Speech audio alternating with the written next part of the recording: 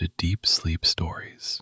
Thank you to everyone who's been listening. If these stories help you relax or fall asleep, a short review, comment, or sharing the podcast with someone who might benefit is a simple and meaningful way to support the show so that we may continue to offer it for free. Now, take a slow, gentle breath and let's begin tonight's story. Welcome to Deep Sleep Stories, a quiet little harbor in the night where words move slowly and gently. Tonight, you are invited into a small, warm room on a winter evening where a pair of woolen mittens rest upon an old radiator drying after a day in the snow.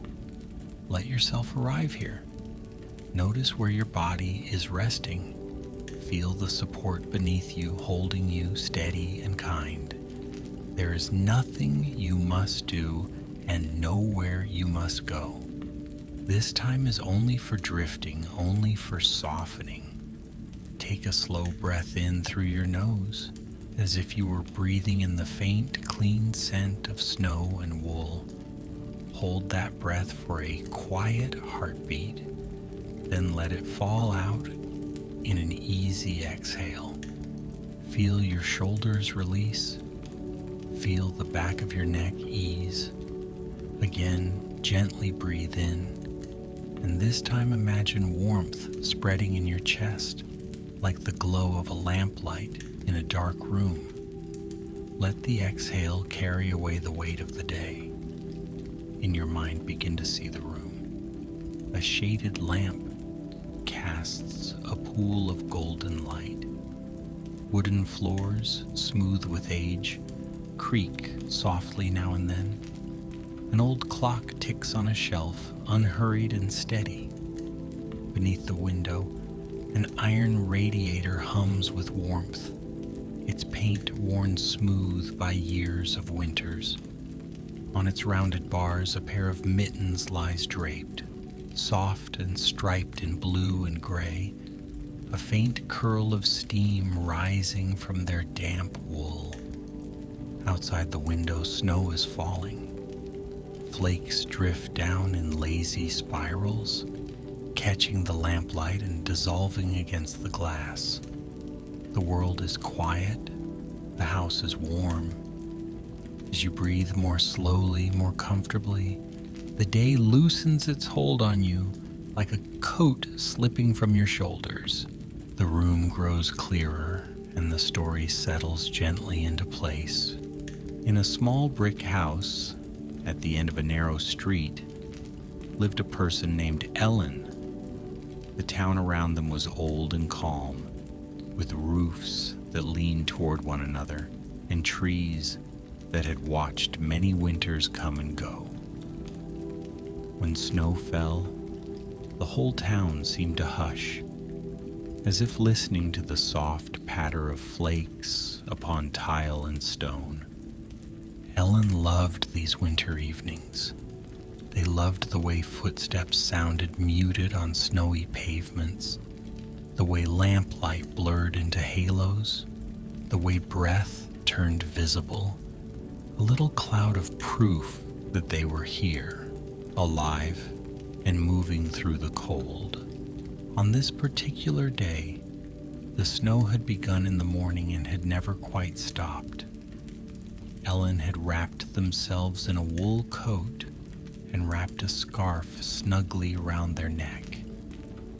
Last of all, they pulled on their favorite mittens, knitted long ago, soft and thick, striped with quiet bands of blue and gray. The mittens were slightly worn at the tips, a little fuzzed at the edges, but they fit perfectly around Ellen's hands, as if they remembered every winter they had shared. All day, Ellen walked the town.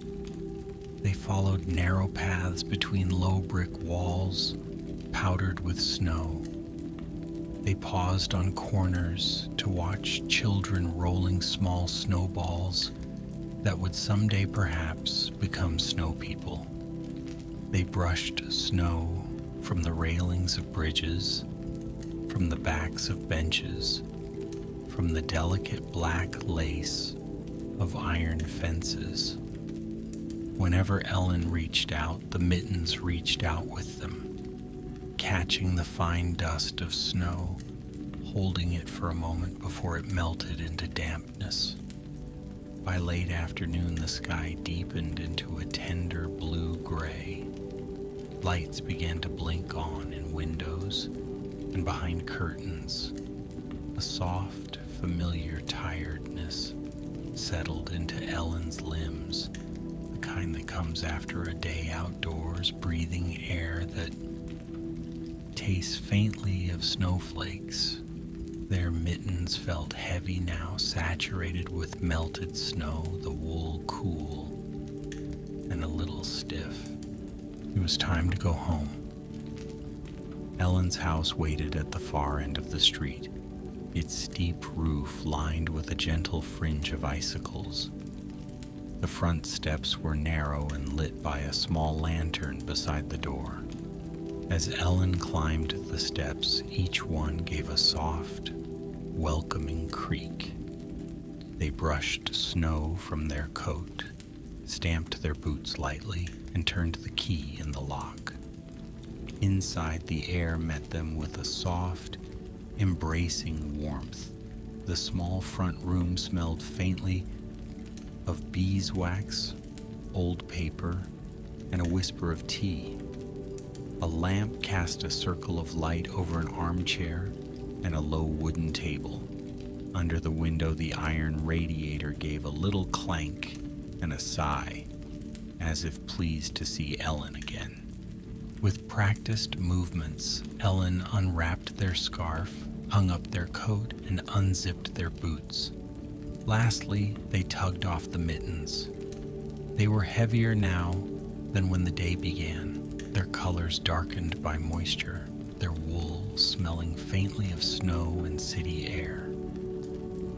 Ellen carried them carefully into the front room.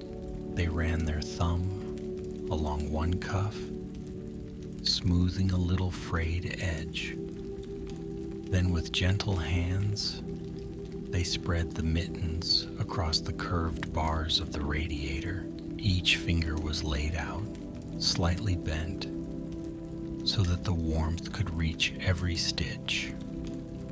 Almost at once, a tiny ghost of steam rose from the damp wool. The mittens gave no sound, but if they had, it might have been something like a small, contented sigh. Ellen settled into the armchair beside the radiator. The cushion wore the familiar imprint of many evenings. A woolen throw waited folded over the back, and Ellen drew it down and across their knees. They gathered their legs beneath them, feeling warmth begin to gather around their ankles, then rising up slowly like water filling a quiet pool. The clock ticked. The radiator hummed. Snow tapped gently at the window, not asking to come in, only reminding the house that it was still there. On the radiator, the mittens rested, slowly yielding their chill. Heat seeped through the iron and into the wool, loosening the fibers, coaxing the damp away. The air around them smelled of warm metal and faint, clean snow, like laundry dried outdoors in winter sun. As the heat moved through them, the mittens did something that mittens do more often than people might imagine. They began to dream. Their dreams were not in words or pictures. They were made of sensations and textures, of the memory of pressure and motion and temperature. The first dream was of footsteps. The mittens remembered walking beside a row of tall, bare trees earlier that day. Ellen's steps had been measured and steady, their boots crunching through thin layers of new snow. The mittens had brushed over the rough bark of the trees now and then, curious and aimless, feeling the ridges and grooves beneath their wool. In their dream, the line of trees continued far beyond the real street. The path wound gently onward into a quiet, snowy grove. The snow there was soft and deep, but not cold. It felt cool and forgiving, giving way beneath each invisible step. Above, the sky was the pale color of early morning, though the world somehow felt like evening. The Mittens, still somehow themselves and yet unburdened by hands, drifted along the trunks. Wherever their woolen fingertips touched the bark, a faint warmth bloomed. Not enough to melt the snow, only enough to make the air feel a little kinder, a little less sharp. The trees seemed to lean in, listening, as though they liked the gentle touch. Back in the armchair, Ellen watched their breath move in and out, slower now, deeper. The warmth from the radiator reached their legs, then their arms, then their cheeks, flushing them with a rosy glow. Their eyes traced the shape of the mittens on the radiator, damp at the fingertips, fluffier at the cuffs. They looked both tired and content. Ellen thought vaguely of making tea. The idea felt pleasant but far away, like a small boat on a calm lake seen from the shore. For a while they simply sat and listened to the small sounds of the house. The Mittens' dream shifted, the way snowdrifts change shape when the wind moves gently over them. They remembered a bridge, narrow with wooden planks and a rail that had been cold beneath their knit. Earlier that day, Ellen had paused there, looking down at a stream that ran slow and dark under a fragile skin of ice. The Mittens had rested on the railing, feeling the grain of the wood, the faint tremble of the water below. In the dream, the bridge stretched just a little farther, arching calmly over a stream that murmured in a language made of ripples and bubbles. The snow on the planks was untouched, except for the soft suggestion of mitten-shaped marks where someone might have leaned, watching the water. On the far side of the stream, a lamppost glowed softly, its light diffused by the falling snow. Standing at the center of the bridge, the Mittens sensed another presence, not sharp or startling, only gently there. A figure took shape, woven from mist and snowlight, its edges blurred, its form simple and kind. The figure placed a light, shimmering hand upon the railing where the Mittens lay in their memory. Warmth flowed from that touch, not the hot, insistent warmth of radiators or kettles, but the quiet warmth of being seen, of being appreciated for small, useful work. The Mittens seemed to soak it in. The figure did nothing else. It did not speak or move dramatically. After a moment that felt both brief and comfortably long, it inclined its head as though in a slow nod and drifted away into the snow, dissolving back into the sky and the quiet. In the real room, the radiator clicked softly, adjusting itself. Ellen roused enough to push off the throw and pad into the small kitchen where a kettle waited on the stove. The gas flicked to life with a soft whoosh, and metal began to warm. Water shifted, barely audible at first, then more insistent.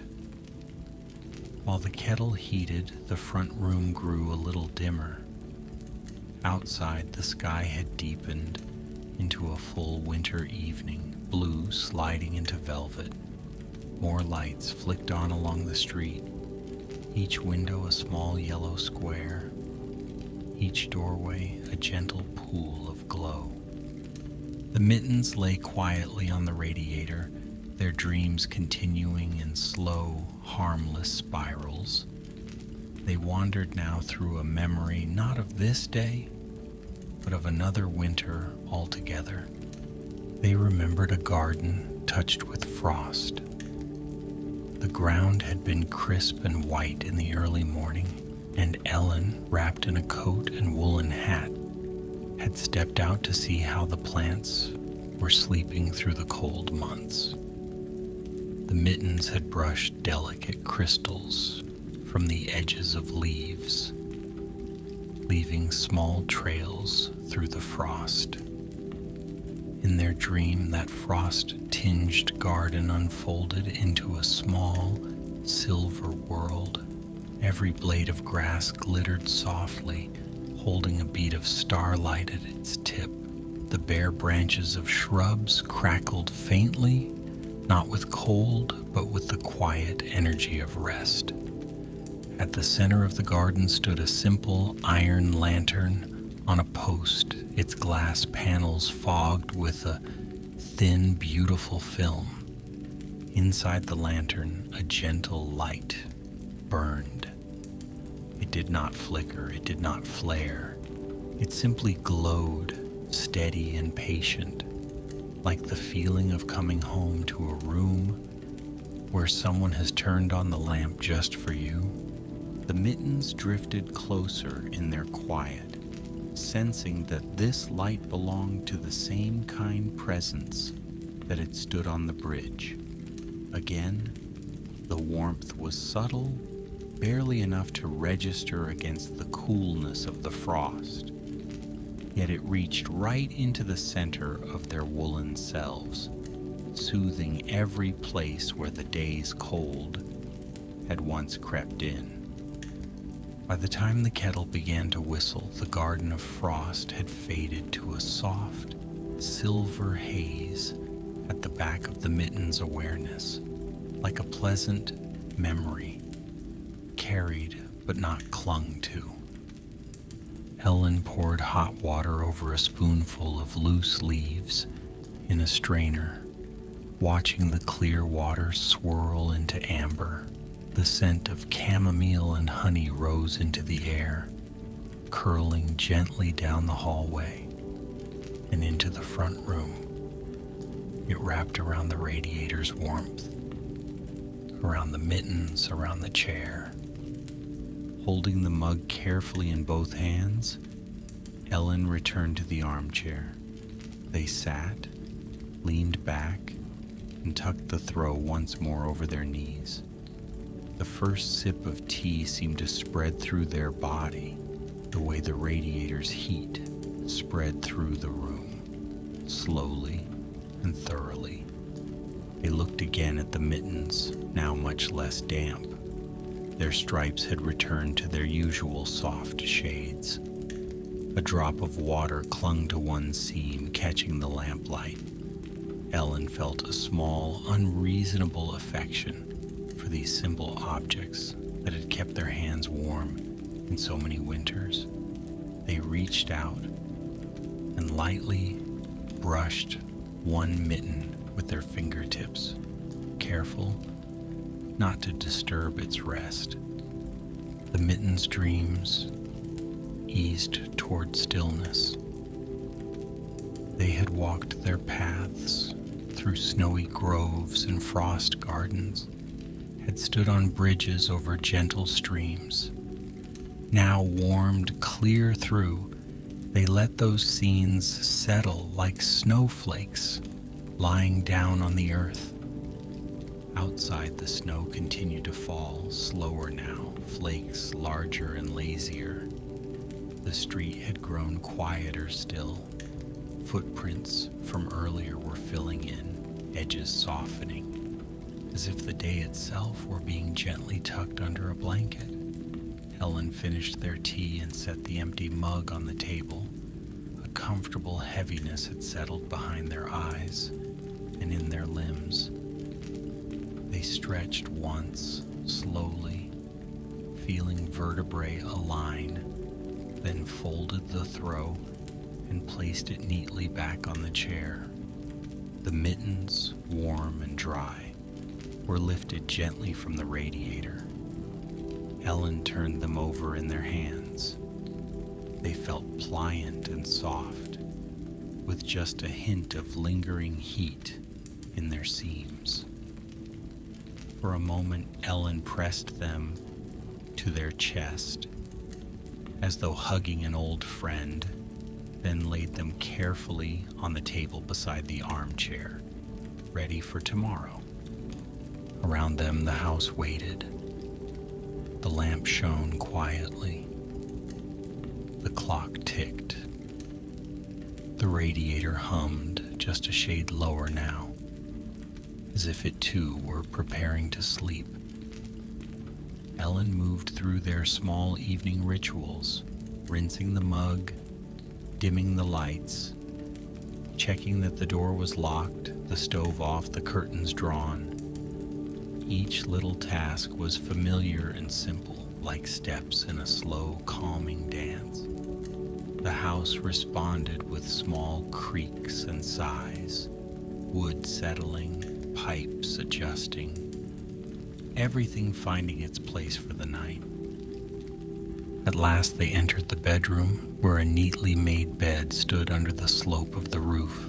A quilt lay folded back, patterned with quiet colors, dusk blues, soft grays, the pale cream of winter light.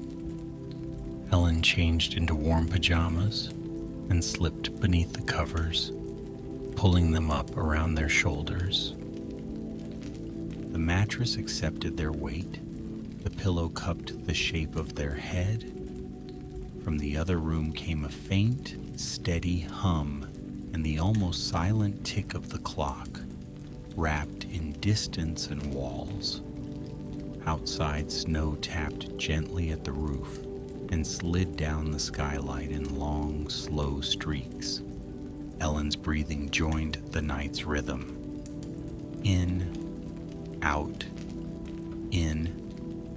out, unhurried, natural. On the table in the front room, the mittens lay with their thumbs touching as if holding hands. The warmth from the radiator had seeped into the wood around them, leaving a lingering halo of comfort. They no longer needed to dream. For now, simple rest was enough. Time in the small house loosened. Moments stretched, relaxed. The line between waking and sleep blurred, like footprints disappearing beneath falling snow. Thoughts softened at their edges, becoming quieter, less demanding. Images drifted in and out. A snowy path, a lantern's glow, a bridge over slow water.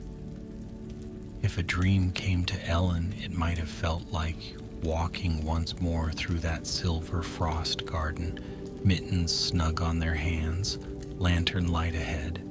Perhaps the snow light figure would stand at the edge of vision, kind and still. Perhaps not.